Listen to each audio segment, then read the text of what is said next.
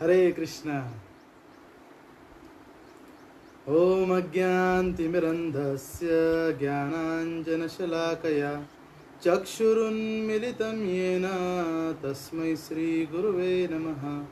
श्रीचैतन्यमनोभीष्टं स्थापितं येन भूतले स्वयं रूप कदा मह्यं ददाति स्वपदान्तिकं। नमो ॐ विष्णुपादाय कृष्णपृष्ठाय भूतले श्रीमते भक्तिवेदांत स्वामिन् इति नामिने। नमस्ते सारस्वते देवे गौरवाणी प्रचारिणे निर्विशेष शून्यवादी पाश्चात्यदेशतारिणे।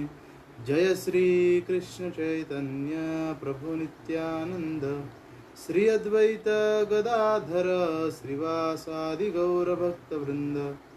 हरे कृष्णा कृष्णा कृष्णा हरे हरे, हरे राम राम राम हरे हरे। गुरुवे गौरचंद्राय राधिकाय ददालये कृष्णाय कृष्णभक्ताय तद्भक्ताय नमो नमः। हरे कृष्णा। तर नेहमीप्रमाणे आपण ईशोपनिषदचे श्लोक गाऊया। हरे ओम पूर्णमदः पूर्णमिदं पूर्णात् पूर्णमुदच्यते पूर्णस्य पूर्णमादाय पूर्णमेवावशिष्यते। ओम ईशावास्यमिदं सर्वं यत्किञ्चित् जगत्यां जगत् येन त्यक्तेन भुञ्जित्था मा गृधः कस्य स्विद्धनम्। कुर्वन्येवेह कर्माणि जिजीविषे च तं समः एवं त्वयि नान्यथेतोऽस्ति न कर्म लिप्यते नरे। असूर्यानामते लोका अन्धेन तमसावृतः तांस्ते प्रीत्याभिगच्छन्ति ये केचात्महनो जनः। अनेजदेकं मनसो जवीयो नैन देवा आप्नुवन् पूर्वमर्षत् तद्धावतो नान्यत्तेति तिष्ठत् अस्मिन् अपो मातरिश्वा ददाति। तद्देजति तन्नेजति तद्दूरे तत् अवन्तिके तदन्तरस्य सर्वस्य सदु सर्वस्यास्य बाह्यतः। यस्तु सर्वाणि भूतानि आत्मन्येवानुपश्यति सर्वभूतेषु चात्मानं ततो न विजुगुप्सते। यस्मिन् सर्वाणि भूतानि आत्मन्येव बुद्विजानतः तत्र को मोहकः शोकः एकत्वम् अनुपश्यतः।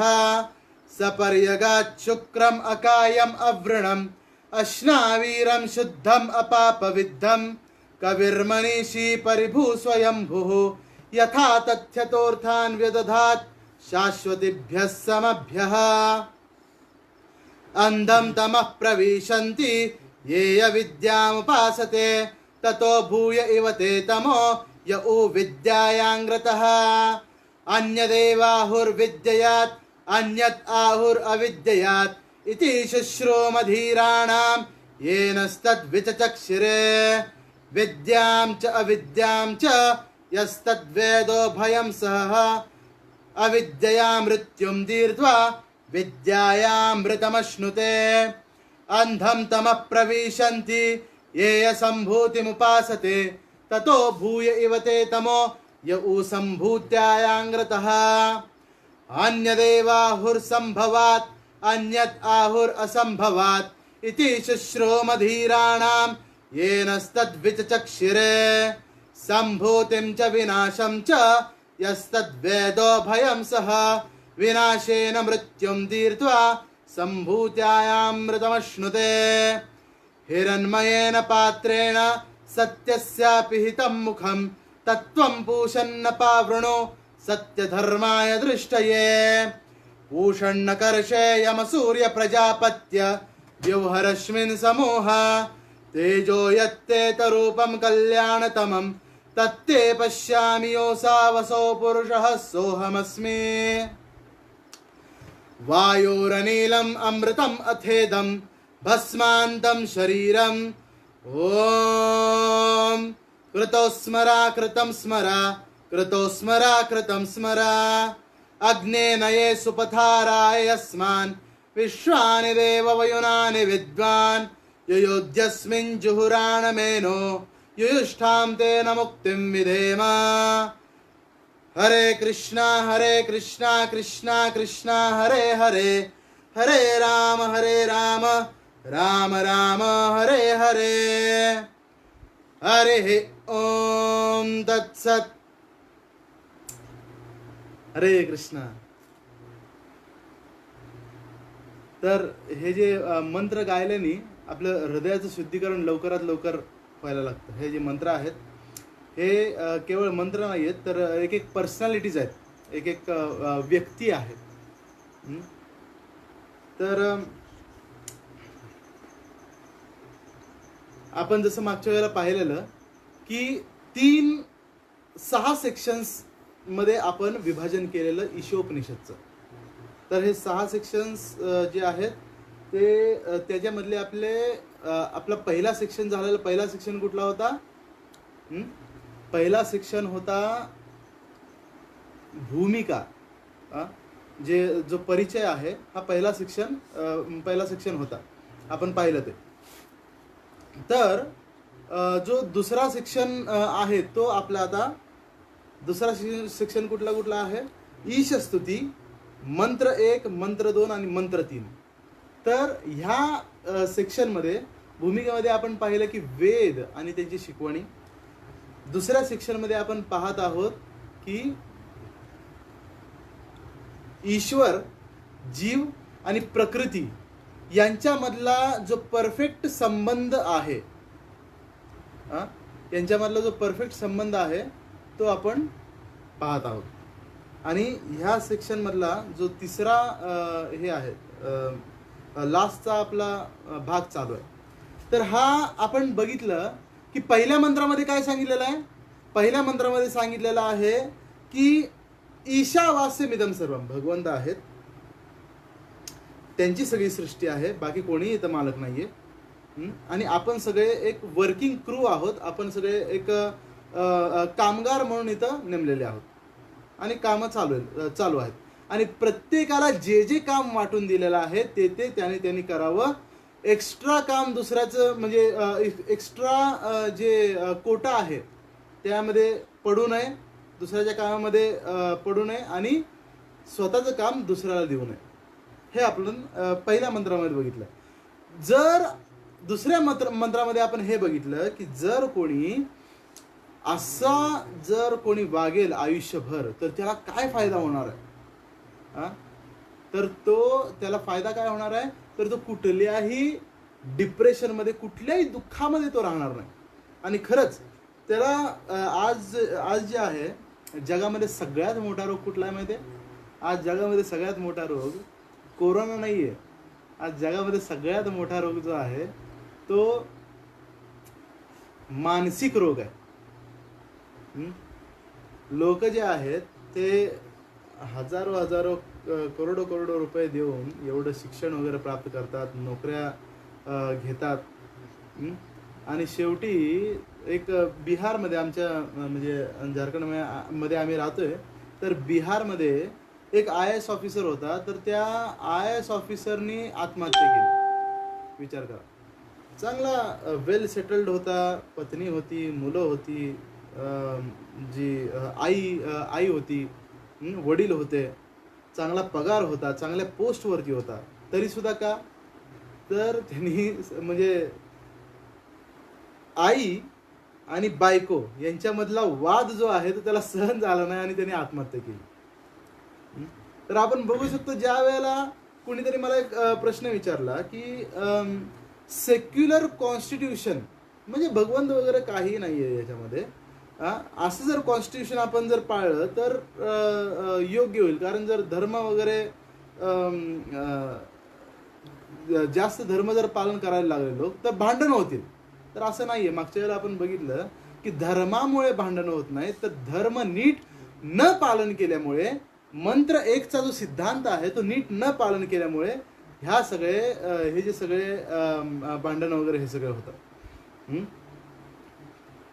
तर म्हणून ज्याची प्रॉपर्टी आपण सोडून दिली, तर अशा प्रकारे तो दुःख रहित पूर्ण आयुष्य राहू शकतो. आणि असे कितीही आयुष्य जर त्यांनी या या जगामध्ये काढलं, तर त्याला कुठल्याही प्रकारचा दोष लागणार नाही. कुठल्याही प्रकारचा दोष लागणार नाही. तर म्हणून आपण बघू शकतो तिसऱ्या मंत्रामध्ये काय सांगितलेलं आहे. तर तिसऱ्या मंत्रामध्ये ईशोपनिषद आपल्याला सांगतं की याचा लॉस काय. जर कुणी पहिला मंत्र जर फॉलो केला नाही तर याचा लॉस काय. तर काय लॉस आहे. तर मंत्र 3 सांगतो की असूर्यानाम ते लोका अंधेन तमसावृतः तांस्ते प्रीत्याभिगच्छन्ति एके चात्महनो जनः. असूर्या नाम ते लोका. तर माझ्याकडे झारखंडमध्ये लॉकडाऊनपासून मी इथे आहे.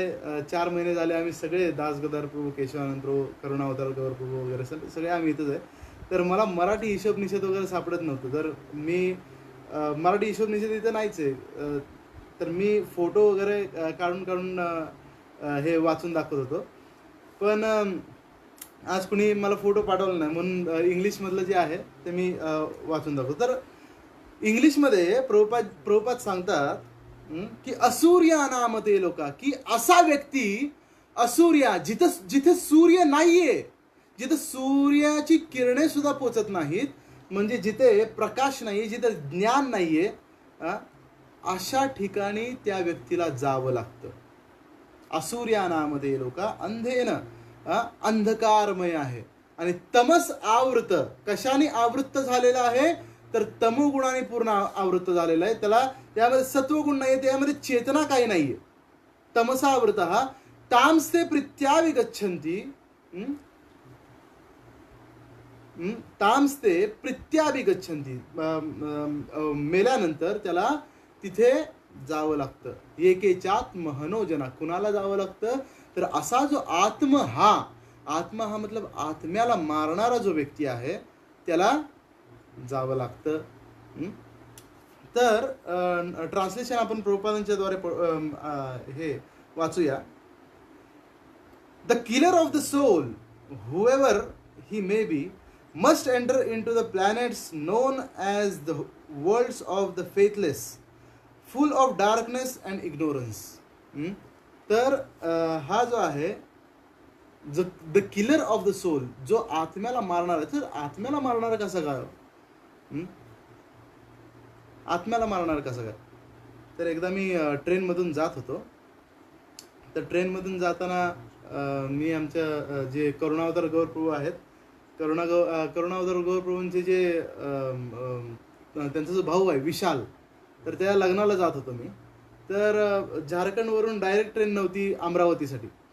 तर त्या अमरावतीच्या ट्रेनमधून मी जात होतो. तर पूर्ण सीट वगैरे फुल, कुठेही म्हणजे उभा राहायला सुद्धा खूप कठीणाईने जागा भेटत होती.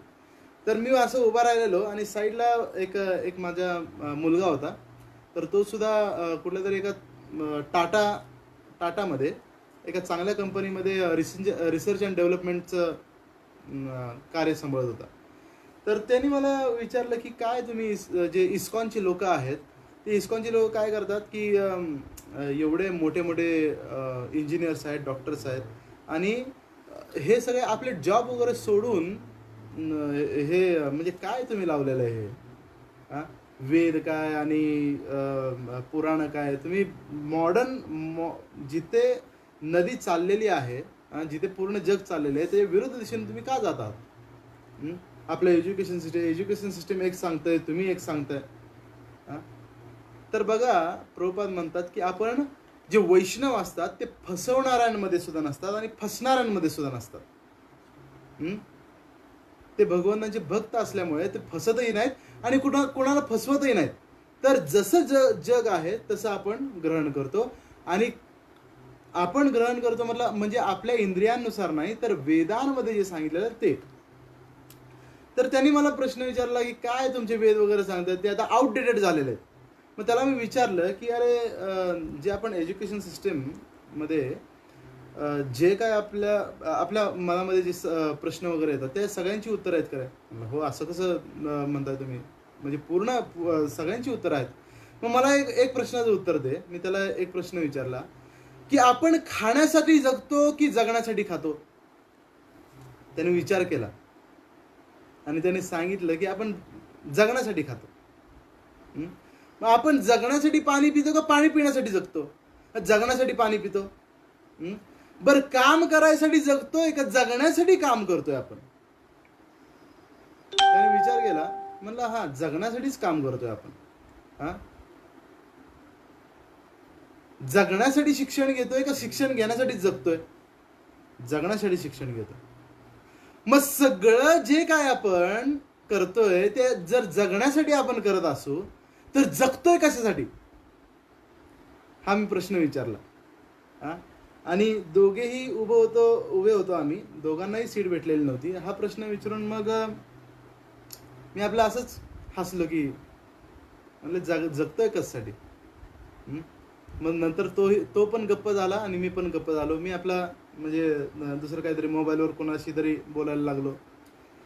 मोबाईलवरती बोलणं झाल्यानंतर माझ्या थोड्या वेळानंतर परत त्यांनी कॉन्व्हर्सेशन सुरू केलं आणि कॉन्व्हर्सेशन सुरू झाल्यानंतर 5 मिनिटानंतर त्यांनी मला विचारलं, बर म्हणला महाराज सांगा ना मग कशासाठी जगतोय? म्हणलं अरे तू एवढा म्हणजे इंजिनिअरिंग केलेलं आहेस, तू एवढा उच्च शिक्षित आहेस तू, पण तुला हे माहिती नाहीये की कशासाठी जगतोय आपण. तर ह्या जिथे मॉडर्न सायन्स जिथे संपतं तिथून जे आहे तिथून आपले वेद, तिथून जे अध्यात्मशास्त्र आहे ते तिथून सुरू होतं. तर म्हणून प्रभुपाद सांगतात, पर्पटमध्ये सांगतायत तात्पर्यामध्ये, a human life is distinguished from animal life on account of its heavy responsibility. जे मनुष्य जीवन आहे ते प्राण्यांपेक्षा कशासाठी वेगळं आहे? तर एक हेवी रिस्पॉन्सिबिलिटी आहे आपल्यावरती, एक जबाबदारी आहे, एक वजनदार जबाबदारी आहे आपल्यावरती. आणि ती कुठली जबाबदारी आहे? Those who are cognizant of this responsibilities and work in that spirit are called suras. या जगामध्ये 3 प्रकारचे लोक आहेत. तर आपली जबाबदारी कुठली? तर हा जो ईशावास्य, हा जो मंत्र आहे, मंत्र 1चा नियम पालन करणे, ही आपली खूप मोठी जबाबदारी. आणि मंत्र 1चा नियम काय की ज्याचा कोटा त्याने उचलावा. मग आपला कोटा काय, मनुष्याचा कोटा काय आहे? तर मनुष्याने हा आपला कोटा विचार केला पाहिजे की अरे जर जनावरांपेक्षा मला जनावरांचे जे इकॉनॉमिक नीड्स आहेत, जनावरांचे जे आर्थिक गरजा आहेत तेवढंच आपल्या आर्थिक गरजा आहेत. आपल्याला फॅन लागतो का? कारण आपल्याला गरम होतं, त्यांना पण गरम होतं. पण आपल्याला फॅनची सुविधा दिलेली आहे म्हणजे आपण आरामदायक जीवन जगू शकतो. आणि हे आरामदायक जीवन, पुढे प्रभुपाद सांगतात, हे आरामदायक जीवन कशासाठी दिलंय हो? म्हणजे त्याला फॅन दिला जात नाही पण आपल्याला फॅन आपण वापरतो. तर सुविधाजनक जे आहेत त्याच्या पण आर्थिक गरजा आहेत, त्याच्या पण शारीरिक गरजा आहेत, पण त्याच्या ज्या गरजा आहेत तो इकडे तिकडे निसर्गाने जेवढं त्याला प्रोव्हाइड केलेलं आहे, जेवढं त्याला पालन पोषण निसर्ग करतोय तेवढंच तो फक्त तसाच जगतोय, फक्त पोट पाळण्यासाठी. पण आपल्याला जे आहेत, जसं आता मी बोलतोय माझ्याकडे मोबाईल आहे, ही एक सुविधा आहे. इथं दोन्ही इथं लाईट लावलेले आहेत म्हणून चेहरा चमकतोय माझा. तर हे सुविधा आहेत. तर टेबल आहे, बुक्स आहेत आपल्याकडे, तर या सुविधा आहेत. जनावरांना पण लाईट वगैरे आवडते, किड्यांना पण लाईट वगैरे आवडते, पण ते लाईट बनवू शकत नाहीत किंवा त्या सुविधेमध्ये जगू शकत नाहीत. तर आपल्याला जर सुविधा दिलेल्या आहेत, आपल्याला जर आरामदायक जीवन दिलेलं आहे, तर आरामदायक जीवन काय फुकटचं दिलंय का हो? तर फुकटचं आरामदायक जीवन दिलेलं नाही आपल्याला. सुविधांबरोबर जबाबदाऱ्या पण येतात. तर या जबाबदाऱ्या काय आहेत? तर प्रभुपाद पुढे सांगतात, ही जी जबाबदारी आहे ती आहे की मी कोण आहे, ईश्वर कोण आहे. ठीक आहे, हे पूर्ण जे जग ईश्वराचं असेल तर ईश्वर कोण आहे, तो माझा त्याच्याबरोबर काय संबंध आहे, मी कोण आहे, मला त्यांनी का बनवलेलं आहे, ही भौतिक प्रकृती काय आहे, मी इथे कसा आलो. ह्या प्रश्नांची उत्तरं बघा, जनावरांना पण प्रश्न पडतात, पण त्यांना प्रश्न कुठले पडतात की आजचं अन्न कुठे भेटेल, आजचं अन्न मला कुठे भेटेल, हा फक्त प्रश्न त्यांना पडतो. आणि त्या प्रश्नाचं उत्तर मिळवता मिळवता त्यांचं आयुष्य निघून जातं. पण आपण ह्याच्यापेक्षा थोडं वरच्या लेवलचा विचार करू शकतो ना. मी कुठून आलोय, या प्रकृतीमध्ये कसा आलो मी, माझा आणि त्या ईश्वराचा काय संबंध आहे. याला म्हणतात ब्रह्मजिज्ञासा, याला म्हणतात ब्रह्मजिज्ञासा म्हणतात. तर जसं बघा, एक असतो ऑफिसर, एक असतो समजा IAS ऑफिसर आहे. तर IAS ऑफिसरच्या बाहेर, ऑफिसच्या बाहेर नेहमी एक क्लार्क बसलेला असतो किंवा एक पिऊन असतो. तर पिऊन असतो तो का म्हणजे जर बघायला गेलं तर जास्त धावपळ तो पिऊन करत असतो, जास्त धावपळ तो जो वॉचमन आहे तो करत असतो.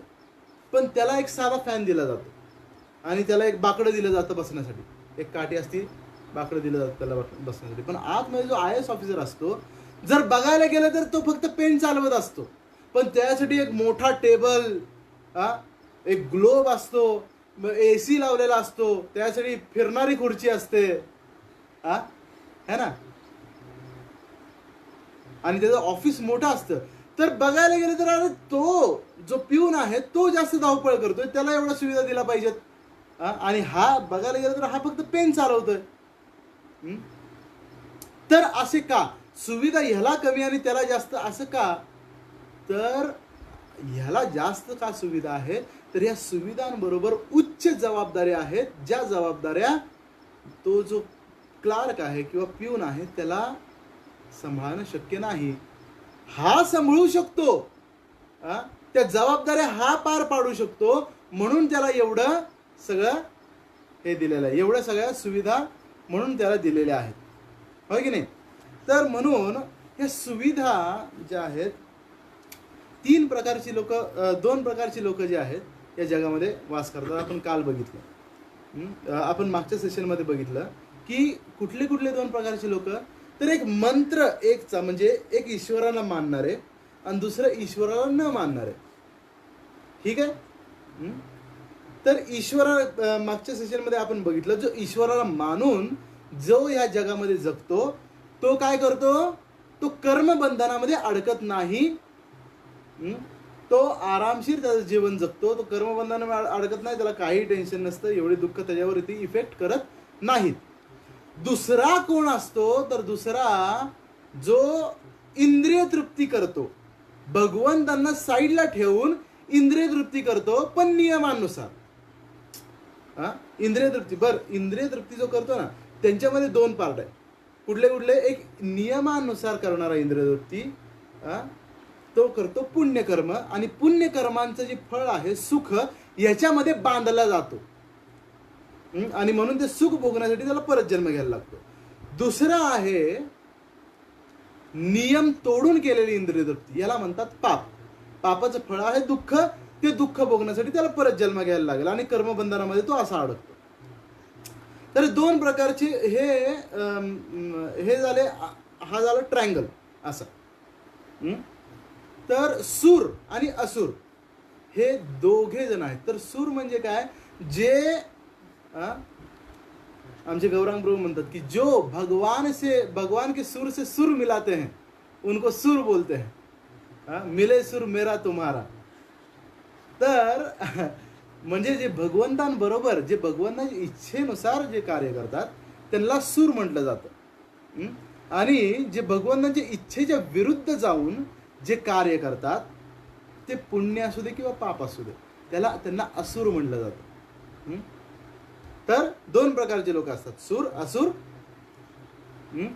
तर असुर म्हणजे, आता म्हणाल की अरे जो पुण्य करतोय तो कसा काय असुर? हो, कारण तो जो पुण्य आहे तो पुण्य भगवंतांसाठी किंवा समाजासाठी करत नाही, तो पुण्य स्वतःसाठी करतोय, होय की नाही? पुण्य तो स्वतःसाठी करतो. तसं रावण जर बघायला गेला, आपण कर्ण बघतो की तो जो आहे त्यांनी किती दान दिलं त्यांनी. अर्जुनामध्ये आणि कर्णामध्ये एक कॉम्पिटिशन लागली की कोण जास्त दानी आहे. अर्जुनने कृष्णाला विचारलं की कर्ण एवढा का दानी? तर कृष्णाने दोन जे सोन्याचे पर्वत तयार केले, आणि एकच सोन्याचा पर्वत तयार केला आणि अर्जुनाला बोलवलं, म्हणले ह्याच्यातलं तू किती दिवसभरामध्ये किती दान देतो ते बघूया. तर अर्जुनाने पूर्ण गावामध्ये घोषणा केली आणि बोलवलं पूर्ण गावाला, आणि पाट्याच्या पाट्या अर्जुन स्वतः उचलतोय, देतोय सगळ्यांना एक एक एक एक एक एक एक. पूर्ण दिवस गेला पण 5% सुद्धा पर्वत खाली झाला नाही.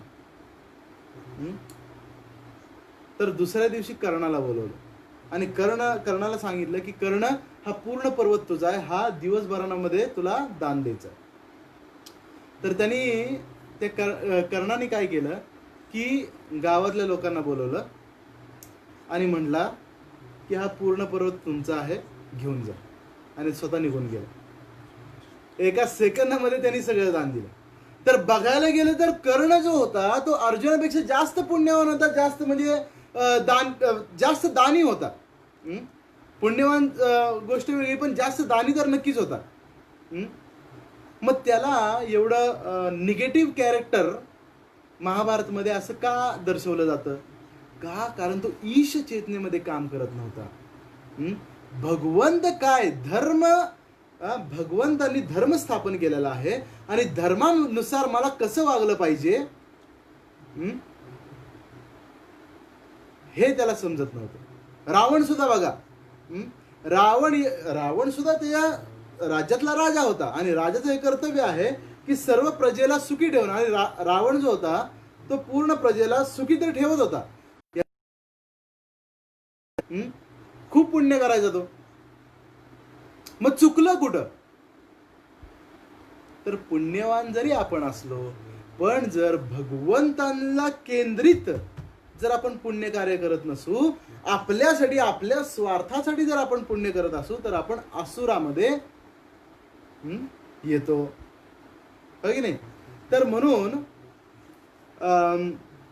जो व्यक्ती पुढे प्रभुपाद सांगतात की intelligent human beings must always remember that this particular form of body is obtained after an evolution of many millions of years of transmigration of the soul. ही जी मनुष्य शरीर आहे ते हजारो लाखो योनींमधून पास झाल्यानंतर हे मनुष्य शरीर भेटतं. आणि ह्या मनुष्य शरीराचा गैरफायदा आपण घ्यायला नको. फक्त ते जर हे मनुष्य शरीर आपल्याला इतकं काळ वेट केल्यानंतर जर आपल्याला भेटलेलं आहे, तर मग आपण का त्याच फक्त गोष्टी करत आहोत जे जनावर पण करतात? जनावरांसाठी ज्या गोष्टी महत्वपूर्ण आहेत त्या तर आपल्यासाठी पण महत्वपूर्ण आहेत, त्या तर केल्याच पाहिजेत. पण त्याच्यापेक्षा जास्त आपण आत्मसाक्षात्कार, माझा आणि भगवंतांचा संबंध काय आहे हे जाणण्यामध्ये आपण हे घालवलं पाहिजे हे आयुष्य. एक राजा होता, तर तो राजा एकदम म्हणजे फुल पिण्यामध्ये खाण्यामध्ये असं आयुष्य काढत होता आपला. तर पहिले साधू लोक फिरायचे सगळीकडे आणि फिरत प्रत्येकाच्या घरी जायचे आणि भिक्षा मागायचे. तर दान याच्यासाठी मागायचे, त्यांना गरज नव्हती, तर समोरच्याचा उद्धार होण्यासाठी. तर एक साधू असाच त्या राजाकडे आला आणि म्हणला की राजा, म्हणजे इतकं तू आयुष्य जे आहे ते पार करतोयस, तू बस, तुला काहीतरी सांगायचं. तर राजा म्हणला, मला माहिती आहे तुम्हाला काय सांगायचंय, मला हे सगळं सांगू नका, भगवंत, आत्मसाक्षात्कार वगैरे हे सगळं मला सांगू नका. तुमच्यासाठी मी काय करू शकतो तेवढं सांगा. मी तुम्हाला दान पाहिजे, किती दान पाहिजे ते घ्या आणि निघा, मला याच्यामध्ये पडायचं नाही. तर असं बरं ठीक आहे ठीक आहे. बरं माझ्यासाठी एक गोष्ट करशील तू? म्हणजे हां ते सांगा, मी एक गोष्ट करेन तुमच्यासाठी. हं? तर साधू म्हणला की ठीक आहे, तुझ्या राज्यामध्ये जर सगळ्यात मोठा कोणी जर मूर्ख असेल तर त्याला शोधून काढ. बरं शोधून काढला, मग पुढे काय करणार? तर पुढे त्याच्या हातामध्ये एक काठी दे आणि काठी देऊन त्याला ड्युटी दे की रोज फक्त राज्याची परिक्रमा करायची, तुला रोज राज्याची प्रदक्षिणा करायची. हा, आणि असं कधीपर्यंत? तर पूर्ण आयुष्य त्याला. तर राजा म्हणला की ठीक आहे बाबा, अरे एवढं जण मी सांभाळतोय, पूर्ण राज्य मी सांभाळतोय, एक मूर्खाला सांभाळायला काय झालं अजून? ठीक आहे महाराज, तुमच्यासाठी मी एवढं करतो. तर महाराज निघून गेले. पूर्ण राज्यामध्ये सगळ्यात मोठा मूर्ख शोधून काढला त्यांनी. हा मूर्ख शोधल्यानंतर त्याला एक काठी दिली. मूर्ख म्हणला की महाराज मी या काठीचं काय करणार? मी म्हणजे काय नाही, तू फक्त राज्यामध्ये फिरत राहा आणि तुला महिन्याचं वेतन वगैरे दिलं जाईल, तुला तुझं सगळं खाण्यापिण्याची सगळी व्यवस्था केली जाईल. म्हणलं ठीक आहे. आता जो मूर्ख होता तो काठी घेऊन चालायचा आपलं पूर्ण राज्य. दिवस गेले, महिने गेले, वर्ष निघून गेले. आता हळूहळू राजा जो आहे तो म्हातारा झाला. आणि म्हातारा जसा झाला तसा तो जो मूर्ख आहे तो पण म्हातारा झाला. तर राजाला एक दिवस कळालं की मला एक असा आजार झालेला आहे की आता मी थोड्या दिवसांमध्ये मरणार आहे. तर वैद्यांनी सांगितलं की आता राजा तू सर्वांना काय कर, सर्वांना एकदा भेटून घे. तर म्हणला हो आता मला सगळ्यांना भेटायला पाहिजे.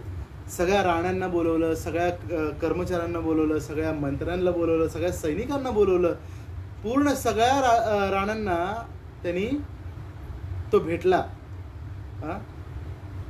सगळ्यांना भेटला. आणि त्याला लास्टला लक्षात आलं की अरे एक मूर्ख सुद्धा होता ज्यांनी माझ्यासाठी म्हणजे पूर्ण आयुष्य त्यांनी काम केलेलं, तर त्याला पण एकदा भेटूया. तर त्या मूर्खाला बोलवलं जातं. आणि मूर्खाला बोलवल्यानंतर मूर्खाला महाराज म्हणतात की अरे मूर्खा, आता मूर्खच होता तो, म्हणले अरे मूर्खा, मी एका लांबच्या गावाला चाललोय म्हणून मी तुला एकदा लास्टला भेटतोय. मी परत या गावाला येणार नाही, मी परत या राज्यामध्ये येणार नाही. म्हणलं महाराज असं कसं काय तुम्ही म्हणताय? मी तुमच्यावर एवढं प्रेम करतो, तुम्ही माझ्यावर एवढं प्रेम करता, प्रजा तुमच्यावर एवढी प्रेम करते, तुम्ही प्रजेवरती एवढं प्रेम करता. नाही आम्ही पण येणार तुमच्या बरोबर आणि आम्ही पण येणार. आता मूर्ख होतं त्याला काय सांगायचं? तर आम्ही पण तुमच्या बरोबर येणार. तर म्हणता अरे राजा म्हणतो की अरे मूर्खा, तू नाही येऊ शकत माझ्या बरोबर. तू माझ्या बरोबर येऊ शकत नाहीस. तर जो मूर्ख आहे तो म्हणला की अच्छा, मला आता कळलं की मी का तुमच्या बरोबर येऊ शकत नाही. तुम्ही तुमच्या राण्यांबरोबर प्रायव्हेटली चाललाय नाही का? तुमची प्रायव्हेट ट्रिप आहे म्हणून चाललेला आहात. तर राजा म्हणला की अरे मूर्खा, नाही तसं नाही, मी राणा सुद्धा मी माझं कोणीही घेऊन जाऊ शकत नाही. म्हणजे अच्छा बरं, तुम्ही इतक्या लांब मग कसे जाणार? काही हत्ती घोडे वगैरे तुमच्या बरोबर, तुमच्या मंत्र्यांना मी सांगतो पाहिजे तर हे व्यवस्था करायला. अरे हत्ती घोडे पण घेऊन जाऊ शकत नाही मी अशा एवढ्या लांबच्या गावाला चाललेलो आहे. अरे मग चालत जाणार तुम्ही? मग तुमच्या म्हणजे रस्त्यामध्ये तुम्हाला तहान लागेल, खायला लागेल, तुमच्यासाठी काहीतरी व्यवस्था करायला लावतो, तुमच्या राण्यांना सांगतो मी. आता होता मूर्खच. तर म्हणून म्हणला की अरे म्हणले अरे मूर्खा, मी खाण्यापिण्याचं सामान सुद्धा घेऊन जाऊ शकत नाही. म्हणलं मी एवढं सगळं, हे जे सगळं तुम्ही राज्य वगैरे हे सगळं जिंकलेलं आहे, मग हे पण इथंच राहणार? हो म्हणले अरे मूर्खा, इथंच राहणार आहे हे. मी एक सुई देखील या राज्यातली घेऊन जाऊ शकत नाही आणि परत मला या राज्यामध्ये यायचं सुद्धा नाही. म्हणजे असं का? अरे बरं मग मी आता काय करू महाराज? मला आता पुढचा आदेश द्या. म्हणलं महाराज म्हणले आता तू काय कर? राजा म्हणला तू आता रिटायर हो. हो रिटायर होऊ मी? म्हणजे हो तू रिटायर होऊन जा. मग ह्या काठीचं काय करू? एक काम कर, ही जी काठी आहे तुझ्यापेक्षा जर कोणी जर महामूर्ख सापडला तुझ्यापेक्षा, तर तू त्याला ही काठी दे. हा, आणि त्याला राज्य जो आहे, पुढचा जो राजा आहे, माझा जो मुलगा आहे, तो पुढचा त्याला सांभाळेल. हो का, बरं बरं, ठीक आहे ठीक आहे. मग त्यांनी काठीकडे पाहिले आणि राजाकडे पाहिले, आणि त्यांनी काठी राजाच्या हातामध्ये दिली. म्हणले, महाराज घ्या घ्या घ्या घ्या घ्या, तुम्हीच घ्या, काठी घ्या. राजा एवढा म्हणजे चिडला, अरे मरतोय मी, आणि ह्याला काय, तुझ्यापेक्षा मोठा मूर्ख आहे का मी? हो.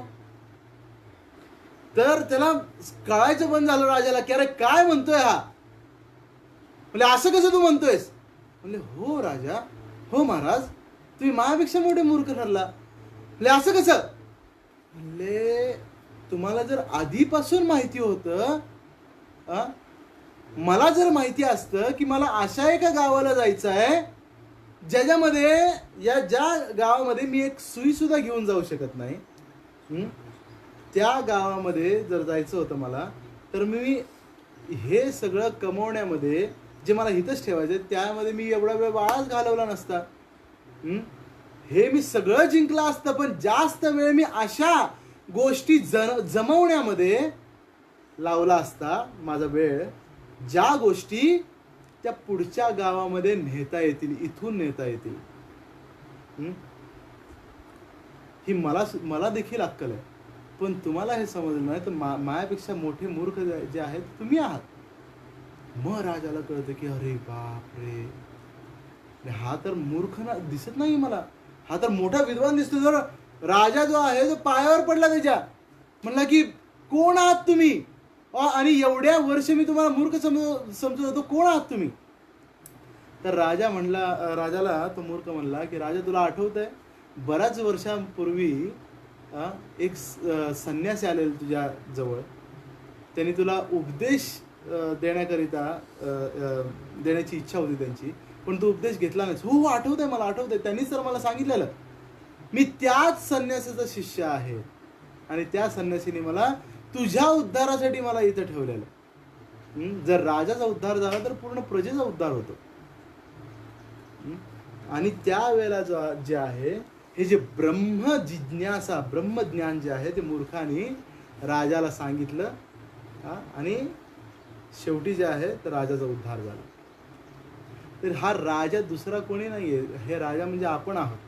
सगळं इकडचं तिकडचं जमा करतोय, पण भगवंतांविषयी कधीच चर्चा करत नाही. आपण म्हणतो आपल्याकडे, अरे आमच्याकडे टाइमच नाहीये, टाइमच नाहीये, माझ्याकडे टाइमच नाहीये.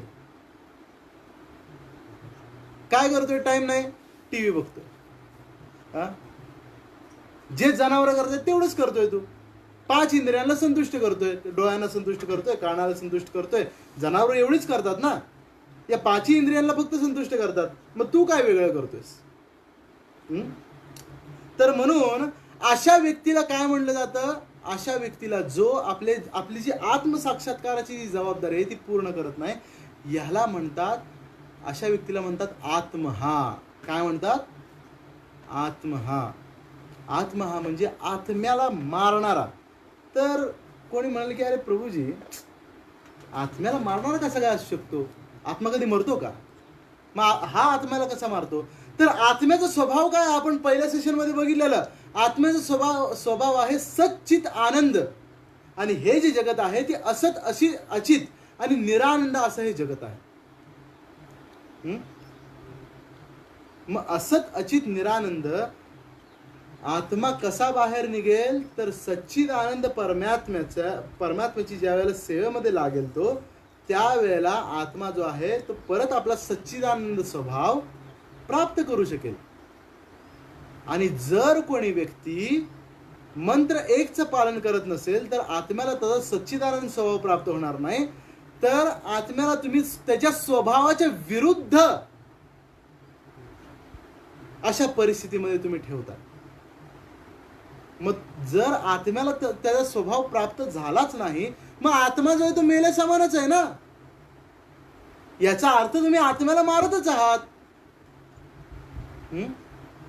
तर म्हणून असा जो व्यक्ती आहे तो नरक लोकांमध्ये, मग असा व्यक्ती बघा, मनुष्याला हे जे मनुष्य शरीर आहे ते कितीतरी जन्मांनंतर हे भेटलेलं असतं.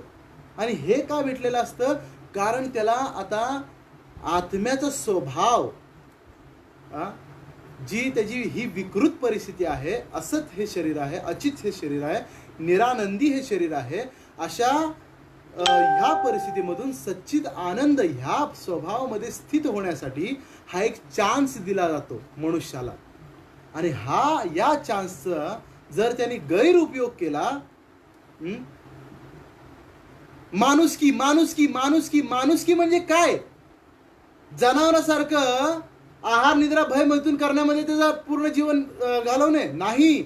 माणुसकी म्हणजे स्वतःला ओळखणे की मी आत्मा आहे. जर माणूस स्वतःला ओळखू शकत नाहीये की मी आत्मा आहे, तर तो माणूस नाहीये. मग तुम्ही कितीही परोपकार करा, ती माणुसकी नाही.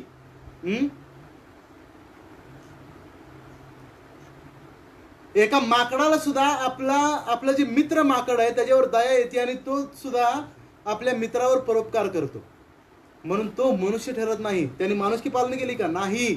माणुसकी म्हणजे भगवत साक्षात्कार करणे, आत्मसाक्षात्कार करणे. जर त्यांनी, आणि हा झाला मनुष्य स्वभाव. आणि जर माणूस माणसासारखा राहिला नाही तर भगवंत म्हणतात की राजा, तुला दिलेल्या सुविधांचा तू गैरउपयोग केलेला आहेस, म्हणून सुविधा काढून घेतल्या जातात. माणूस माणसासारखा जर राहिला नाही तर त्याला जनावर बनवलं जातं. सिंपल शब्दांमध्ये. अंतकालेच मामेव स्मरण मुक्त्वा कलेवरम यप्रयाति समद्भावम यान्ति नास्त्यत्र संशया. यम वापी स्मरण भावम, जो अंत काळामध्ये जो ज्याचं स्मरण करतो, तसं त्याला शरीर प्राप्त होतं. आणि आयुष्यभर जे काही जो करतो, लास्टला त्याला काय होतं? लास्टला जे आहे स्मरण त्याचंच त्याला येतं. तर म्हणून अशा व्यक्तीला जे आहे ते जनावर बनवलं जातं आणि अशा व्यक्तीला नरकामध्ये पाठवलं जातं. तर एक असतात सुर, जे कर्मबंधनामध्ये अडकत नाहीत. दुसरे असतात असुर, जे पुण्य पापामध्ये अडकतात. आणि तिसरे असतात महाअसुर. महाअसुर म्हणजे काय?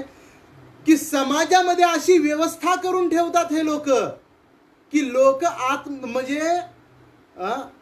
देवता बनूच नाहीत, भगवंतांना जाणूच नाहीत, अशी व्यवस्था करून ठेवतात. आणि ही व्यवस्था म्हणजे काय?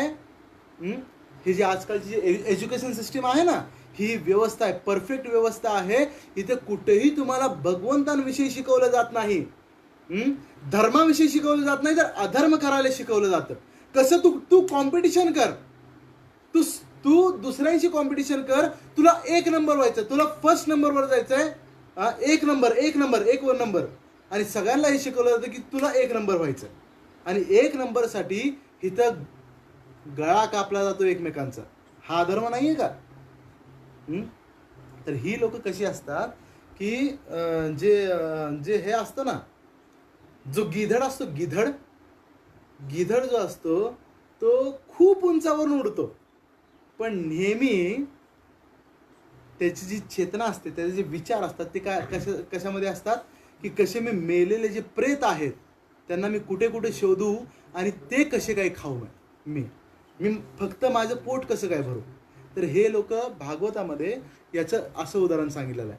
याला म्हणतात द्विपाद पशु. प्रभुपाद इथं सांगतात पॉलिश्ड ॲनिमल, पॉलिश केलेला, सूट बूट टाय वगैरे हे सगळं घालून दिसताना एकदम अरे किती उंचावर आहे हा व्यक्ती. पर्सनॅलिटी डेव्हलपमेंटचे क्लासेस दिले जातात की पर्सनॅलिटी तुमची अशी असली पाहिजे, टाय वगैरे असं घाला, तुमची हेअरस्टाईल अशी असली पाहिजे, तुमचे शूज आहेत ते पॉलिश असले पाहिजेत, चालताना आवाज यायला पाहिजे, ठाक ठाक ठाक ठाक ठाक ठाक ठाक. पर्सनॅलिटी अशी असली पाहिजे तुमची. एवढं उंचावून उडायला शिकवतात, पण आतमध्ये काय असतं? कसं मी दुसऱ्याला खेचू आणि कसं मी माझं पोट भरू.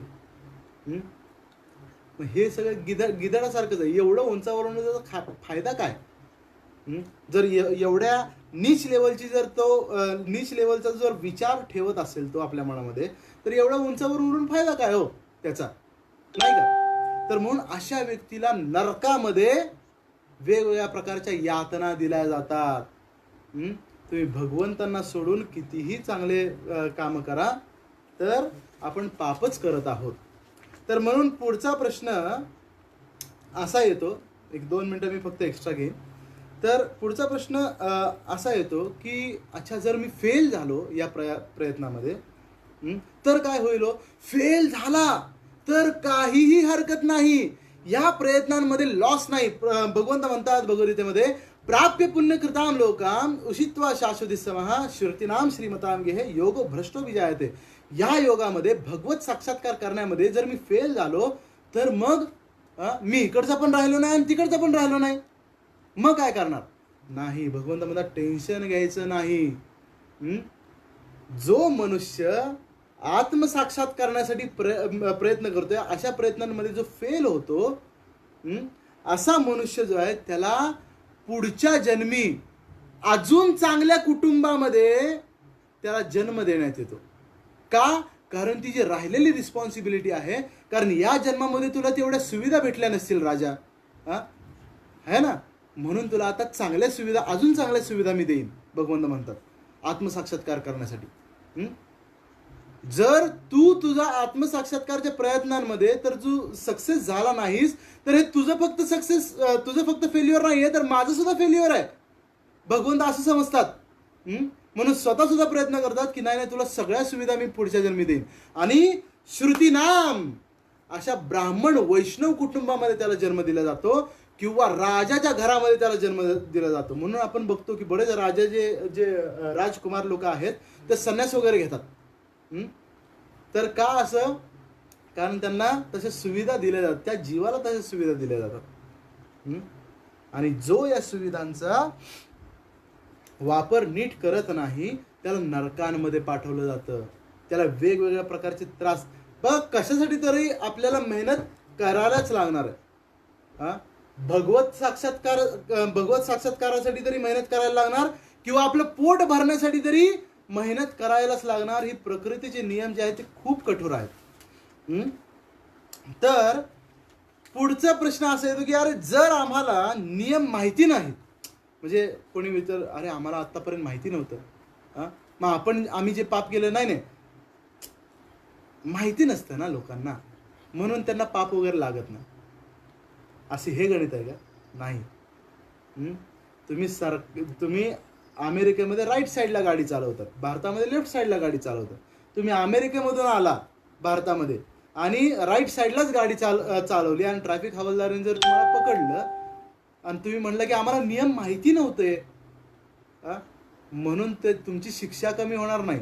नियम माहित नाहीत तुम्हाला, ही सरकारची जबाबदारी नाहीये, ही तुमची जबाबदारी आहे. कोण वाचणार नियम? ज्या देशात तुम्ही राहताय त्या देशाचे नियम तुम्हाला माहिती नको?